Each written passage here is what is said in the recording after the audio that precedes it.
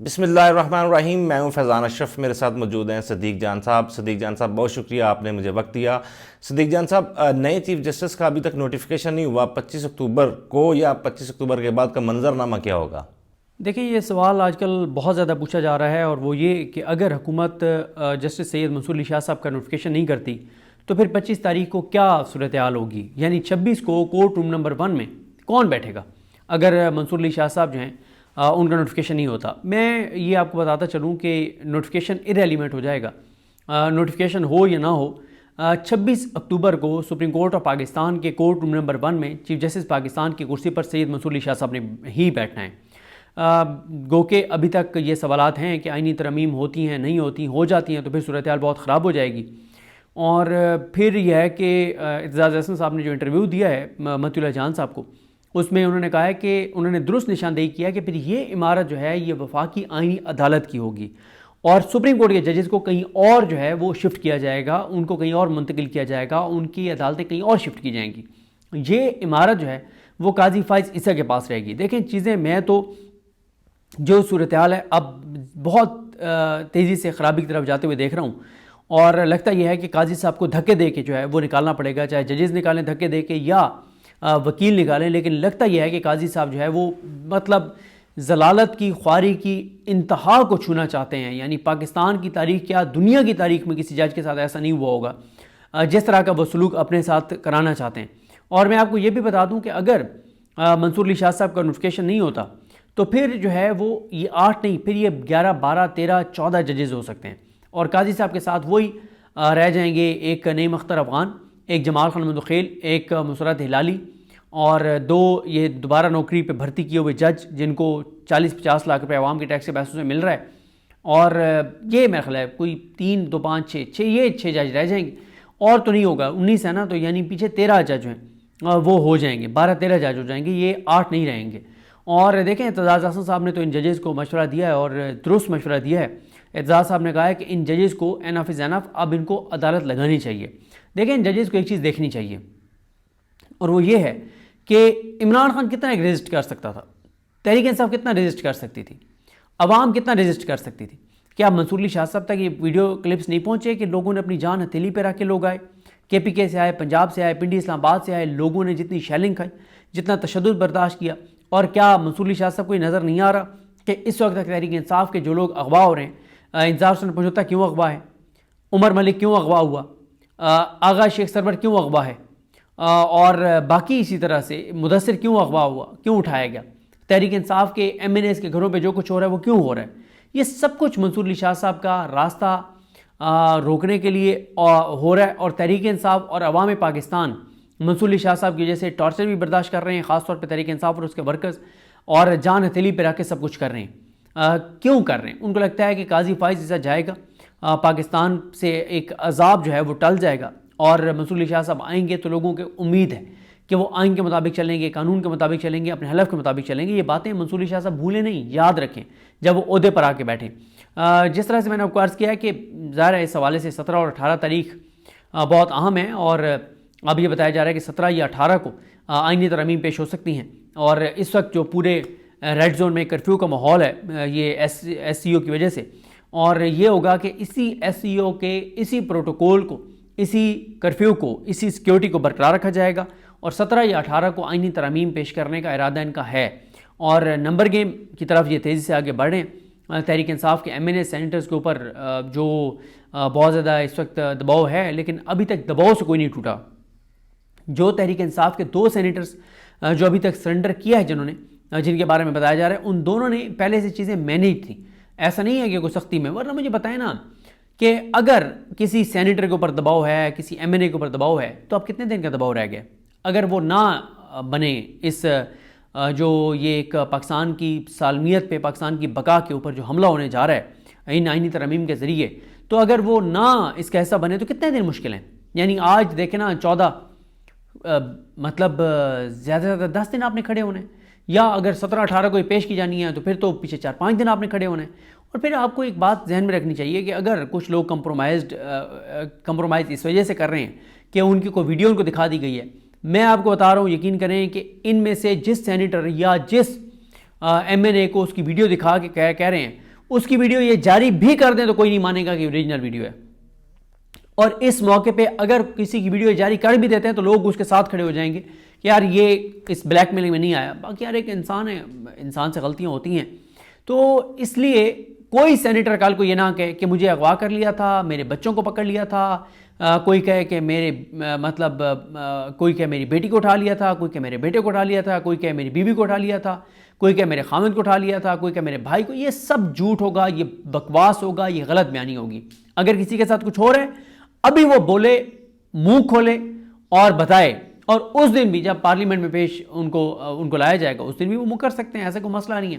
تو یہ کل کو کوئی نہیں کہہ سکتا یہ بات کہ جناب اس لیے میں نے کر دیا کہ میرے ساتھ یہ ظلم ہوا. یہ جھوٹ ہے. ظلم جن کے اوپر ہو رہا ہے وہ سب کھڑے ہوئے ہیں, وہ سب ڈٹے ہوئے ہیں, ان میں سے کوئی اس وقت سرنڈر نہیں کر رہا. اور جو سرنڈر کرے گا وہ ظلم کی وجہ سے, تشدد کی وجہ سے, وہ بربریت کی وجہ سے, فسطائیت کی وجہ سے نہیں کرے گا, وہ کمپرومائزڈ ہوگا, اس نے پیسے لیے ہوں گے یا کوئی اور اس کا معاملہ ہوگا. تو دیکھیں دن وہی 25 تک ہیں. جب منصور علی شاہ صاحب بیٹھ جائیں گے سیٹ پر, یہ بات تو بلاول بھٹو زرداری بھی کہہ رہا ہے. کیا کہہ رہا ہے بلاول؟ کہہ رہا ہے کہ 25 تک اگر آئینی ترمیم ہو گئی تو ہو گئی, 25 کے بعد جو ہے وہ ناممکن ہو جائے گا. اور میں آج کل ہر ویڈیو میں یہ بات کہہ رہا ہوں, اور آپ کو بھی میں کہوں گا, آپ سب کو یہ بات کرنی چاہیے کہ اگر قاضی کی ایکسٹینشن نہیں ہوتی, آئینی ترمیم نہیں ہوتی, تو پھر ایک بیانیہ بنایا جائے گا. ایک بیانیہ بنانے کی کوشش کی جائے گی کہ وہ جی اسٹیبلشمنٹ نے دھوکہ کیا ہے قاضی کے ساتھ. اسٹیبلشمنٹ تو ان کو ایکسٹینشن دینا ہی نہیں چاہتی تھی, آئینی ترمیم کروانا ہی نہیں چاہتی تھی. یہ نیریٹو غلط ہوگا. یہ ایک بھرم رکھنے کے لیے, فیس سیونگ کے لیے بات ہوگی. یہ سب جھوٹ ہوگا. ورنہ اس لمحے تک جب میں ویڈیو ریکارڈ کرتا ہوں اس وقت, یعنی ایک ویڈیو میں نے ریکارڈ کی, اس سے اگلی ویڈیو کے دوران کوئی نیا واقعہ ہو جاتا ہے, کوئی نئی جبری گمشدگی ہو جاتی ہے, کوئی نیا اغوا ہو جاتا ہے, کوئی نیا تشدد ہو جاتا ہے, نیا ٹارچر ہو جاتا ہے, نیا حملہ ہو جاتا ہے. تو اس لمحے تک پوری کوششیں کی جا رہی ہیں قاضی فائزہ کو ایکسٹینشن دینے کے لیے, قاضی کو عہدے پر برقرار رکھنے کے لیے, اور اس کو آئینی عدالت کا سربراہ بنانے کے لیے. اب میرا خیال ہے کہ عوام نے بہت کچھ کر لیا ہے, عوام بہت کچھ کر رہی ہے. میرا خیال ہے 10 ججز کی بھی, 8 ججز کی بھی ذمہ داری ہے, اور اب تو وہ 11-12 ہو گئے ہوں گے. گو کہ اب 17-18 کے لیے تو قاضی نے واردات ڈال دیا نا کہ ان ججز میں سے یعنی 8 میں سے 3 ججز کو جو ہے وہ کراچی بھجوا دیا تاکہ یہاں پہ 8 موجود نہ ہوں. لیکن خیر ان ججز کو واپس بلایا جا سکتا ہے, اور ان کو واپس آ جانا چاہیے, ان کو واپس اسلام آباد میں آ کے اور اویلیبل رہنا چاہیے. اس لیے اویلیبل رہنا چاہیے کہ بھائی اگر کوئی بھی واردات ہوتی ہے, کوئی بھی سانحہ ہوتا ہے, کوئی بھی ملک کو کسی سانحے سے دوچار کیا جاتا ہے, ملک کی بقا اور سلمیت پر حملہ کیا جاتا ہے آئینی ترمیم کے ذریعے, تو یہ جج موجود ہوں تاکہ یہ عدالت لگا سکیں. اور ان کو اب عدالت لگا دینی چاہیے جیسے اعزاز احسن صاحب نے کہا ہے, جیسے 1997 میں لگی تھی. 10 ججز نے بیٹھ کے چیف جسٹس کو گھر بھیج دیا تھا, اور قاضی صاحب کو گھر بھیجنا چاہیے. ان کو 25 سے پہلے ان کے ہاتھ پاؤں باندھنے چاہیے اور ان کو گھر بھیجنا چاہیے. جب تک قاضی صاحب بیٹھیں گے سپریم کورٹ میں, روز نئی واردات ہوگی, روز نئے اغوا ہوں گے, روز نئی جبر ہوں گے, تشدد ہوں گے, ظلم ہوگا, فسطائیت ہوگی, اور سب کچھ قاضی فائزہ کے لیے ہو رہا ہے. دیکھیں اگر یہ آئینی ترمیم ہو گئی پھر معاملات ہاتھ سے نکل جائیں گے ان 8 ججز کے بھی. پھر انہوں نے ججز کو فارغ کرنا ہے. پھر انہوں نے سب سے پہلے تو یہ کہنا نا کہ جناب یہ عدالت ہی آئینی عدالت ہے, یعنی سپریم کورٹ کے جج بیٹھ ہی نہیں سکتے. تو کیا کریں گے پھر سپریم کورٹ کے جج؟ ہائی کورٹ کے ججز کو فارغ کریں گے, ٹرانسفر کریں گے, اسلام آباد ہائی کورٹ کے ججز کو نکالیں گے, بلوچستان بھیجیں گے, اور وہاں سے نعیم افغان اور جمال مندوخیل جیسے جج ہیں وہ بلوا لیے جائیں گے. لاہور ہائی کورٹ ان ججز کو بھیج کے وہاں امین الدین خان جیسے بلوا لیے جائیں گے, اور وہاں سے کہا جائے گا عالیہ نیلم کو کہ بھیجو چن کے جج, نہیں امین الدین خان جیسے. اور عالیہ نیلم صاحبہ تو آپ کو پتہ ہے آج کل وہ تو اس نظام کے لیے جو کچھ وہ کر رہی ہیں, مطلب اتنا تو امیر بھٹی نے نہیں کیا تھا جتنا عالیہ نیلم صاحبہ اس وقت اس نظام کے لیے کر رہی ہیں, اور جتنا یہ نظام خوش ہے, اور شریف خاندان اور نور لیگ اور مریم نواز جتنی خوش ہیں عالیہ نیلم صاحبہ سے. تو یہ سارے دیکھیں صورتحال ہے.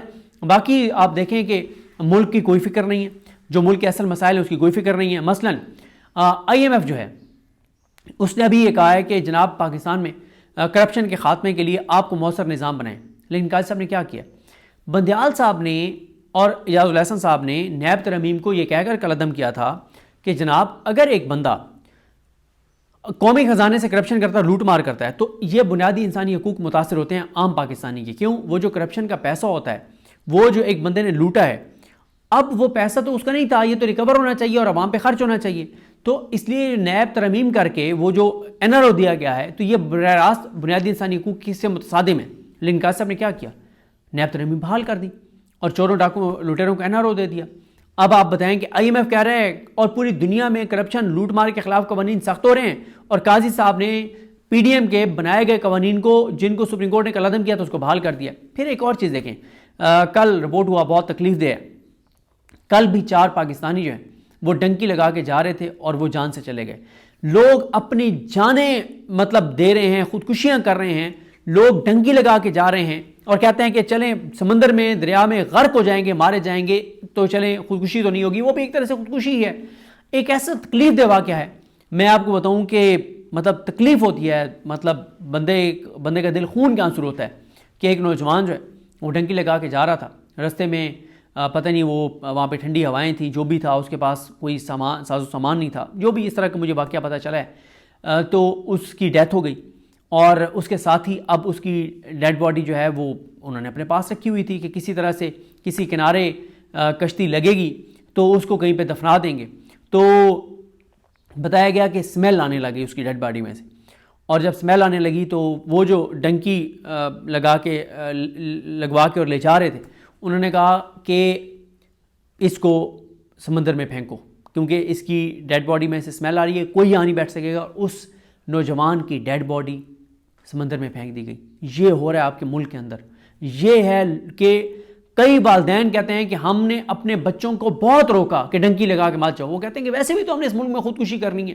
یہ کر دیا ہے قاضی فائز عیسیٰ نے اس ملک کے ساتھ کہ یہاں پہ برین ڈرین ہو رہا ہے, لوگ یہ ملک چھوڑ کے جا رہے ہیں. میں اسد اللہ خان صاحب کا ولاگ سن رہا تھا. اسد اللہ خان صاحب باکو گئے ہوئے ہیں اور اسد اللہ خان صاحب اپنے ولاگ میں وہاں بتا رہے تھے کہ پوری دنیا کو پتہ چل گیا کہ پاکستان کے اندر حالات یہ ہیں کہ پاکستانی بھاگ رہے ہیں, ہر دوسرا پاکستانی پاکستان چھوڑ کے جانا چاہتا ہے, ہر جگہ پاکستانیوں کی تذلیل کی جا رہی ہے اور سختیاں بڑھا دی گئی ہیں کہ بھائی پاکستان سے تو لوگ بھاگ رہے ہیں تو ان کو پاکستانیوں کے لیے ٹریولنگ مشکل کر دو, ناممکن بنا دو. وہ جو یہاں سے بزنس مین جا رہے ہیں, جو پیسے والے جا رہے ہیں, ان کے لیے بھی سختیاں کر دی گئی ہیں کیونکہ پوری دنیا کو پتہ چل گیا کہ پاکستان کے اندر ایک قاضی بیٹھا ہوا ہے اور پاکستان کے اندر ایک ایسی حکومت مسلط کر دی گئی ہے کہ ہر وہاں کا دوسرا شہری اپنا ملک چھوڑ کے اور بھاگنا چاہتا ہے. تو پوری دنیا کانشیس ہو گئی کہ روکو یار, ان کا راستہ روکو, یہ تو بھر جائیں گے ہمارے ملک کے اندر. یہ ایک ہو رہا ہے پاکستانیوں کے ساتھ. پھر آپ دیکھیں ابھی ایک جو انٹرنیشنل ایک رپورٹ آئی ہے اس میں پاکستان کے حوالے سے کہا گیا کہ خدا نخواستہ پاکستان قحط سالی اور خوشحالی کا شکار ہو سکتا ہے. یہ جو کلائمیٹ چینج ہے, کیا اس کے اوپر آپ کو کوئی توجہ نظر آتی ہے حکومت کی؟ کوئی آپ کو نظر آتا ہے کہ کوئی میٹنگز ہو رہی ہوں, کوئی چیزیں ہو رہی ہوں؟ یہ جو سیکورٹی کے حالات ہیں, دکی میں 20 21 22 ہمارے مزدور شہید کر دیے گئے, کوئی میٹنگ آپ نے دیکھی؟ یہ وہاں پہ کرم میں 20 25 لوگ چلے گئے جو اور دہشت گردی کے واقعات ہو رہے ہیں. ابھی 50 60 ہمارے 2-3 واقعات میں پنجاب سے تعلق رکھنے والے مزدور جو ہیں, ہمارے جو شہری ہیں, وہ وہاں پہ شہید کر دیے گئے بلوچستان میں. کوئی آپ نے میٹنگ دیکھی؟ جتنی میٹنگز یہ قاضی کی آئینی ترمیم کے لیے کر رہے ہیں, کوئی ان کو احساس نہیں ہے, کوئی ان کے اندر غیرت نہیں ہے, کوئی, کیونکہ ظاہری عوام کے ووٹوں سے آئے نہیں ہیں. جب عوام کے ووٹوں سے آئے نہیں ہیں تو یہ عوام کا ان کو کیا لینے دینا؟ آئندہ بھی انہوں نے عوام کے ووٹوں سے نہیں آنا. وہاں پہ سندھ میں دیکھیں کل جو کچھ ہوا, وہاں پہ وہ جو سندھ رواداری مارچ ہے ان کے ساتھ جو کچھ ہوا, ٹی ایل پی کے مظاہرین کے ساتھ جو کچھ ہوا, اور پھر اسی طرح سے آپ دیکھیں کہ وہ چائنا والا واقعہ وہاں پہ ہوگا. پھر خناک جو ہے وہ بچے اس سے شکار ہو رہے ہیں اور بہت تیزی سے وہ پھیل رہا ہے بلوچستان میں, سندھ میں کوئی توجہ نہیں ہے. اور پھر اسی طرح سے آپ دیکھیں کہ لاہور اور پنجاب میں ڈینگی جو ہے وہ تیزی سے پھیل رہے ہیں, ہسپتال مطلب کوئی حال نہیں ہے, کوئی صورتحال نہیں ہے. تو یہ ان کی ترجیحات ملک نہیں ہے, عوام نہیں ہے, پاکستان نہیں ہے, کسان نہیں ہے, اور کسان کو انہوں نے تباہ اور برباد کر دیا, انڈسٹریلسٹ کو تباہ اور برباد کر دیا, ملیں فیکٹریاں بند ہو گئیں, لوگوں کا اعتماد پاکستان کے نظام سے اٹھ گیا, لوگ پاکستان چھوڑ کے جانا چاہتے ہیں, لوگوں کو پاکستان کا مستقبل تاریکی نظر آتا ہے, اور جانے جا رہی ہیں, دھماکے ہو رہے ہیں, دہشت گردی بڑھ گئی ہے, اور یہ لگے ہوئے ہیں ایک ہی کام پہ, قاضی قاضی اور قاضی. اس لیے نہیں, مجھے بتائیں کہ نون لیگ کے جو حامی ہیں, کسی نون لیگ کے حامی کو کہیں کہ اللہ کو حاضر ناظر جان کے بتائے کہ قاضی کو یہ ایکسٹینشن دینا چاہتا ہے شریف خاندان اور زرداری خاندان, کیا ملک کے لیے دینا چاہتے ہیں؟ کیا یہ جو نون لیگی ہیں ان سے پوچھیں کہ تمہاری آنے والی نسلوں کے مستقبل کے لیے دینا چاہتے ہیں؟ ان کو کہیں اللہ کو حاضر ناظر جان کے بتاؤ.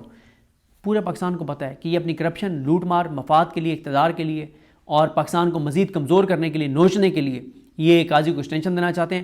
اور اس وقت جتنے پاکستان کے دشمن ہیں وہ کوشش بھی کر رہے ہوں گے, دعائیں بھی کر رہے ہوں گے, کردار بھی ادا کر رہے ہوں گے کہ کسی طرح قاضی کی ایکسٹینشن ہو جائے. قاضی کی ایکسٹینشن کروا دینا تو کسی پاکستان کے دشمن ملک کو پاکستان پہ حملے کی ضرورت نہیں ہے. پاکستان انٹرنلی اتنا کمزور ہو جائے گا, خدا نخواستہ اتنا کمزور ہو جائے گا کہ پاکستان کے کسی دشمن ملک کو پاکستان پہ حملے کی ضرورت ہی نہیں ہے. قاضی اور شریف خاندان اور زرداری کافی ہیں پاکستان کو کمزور کرنے کے لیے. تو یہ ان کے ساتھ ملک نہیں چل سکتا. خدارہ رحم کریں, سوچیں. 25 کروڑ کا ملک ہے, اس ملک کی آنے والی نسلوں کا سوچیں. 25 کروڑ میں سے 20 لاکھ چلے جائیں گے, 30 لاکھ 50 لاکھ چلے جائیں گے ملک سے باہر, باقی 24 کروڑ 50 لاکھ نے تو یہیں پہ رہنا ہے, یہیں پہ دفن ہونا ہے, ان کی نسلوں نے یہیں رہنا ہے. خدا را رحم کیجئے. قاضی کو اپنے ذات مفاد کرپشن لوٹ مار کے لیے اس کو برقرار رکھنے کا جو آپ فیصلہ کر رہے ہیں, یہ ملک کی بقا اور سلامتی کے لیے براہ راست خطرہ ہے. تو دیکھتے ہیں چیزیں کیسے آگے بڑھتی ہیں. بہت بہت شکریہ صدیق جان صاحب آپ کا, آپ نے مجھے وقت دیا.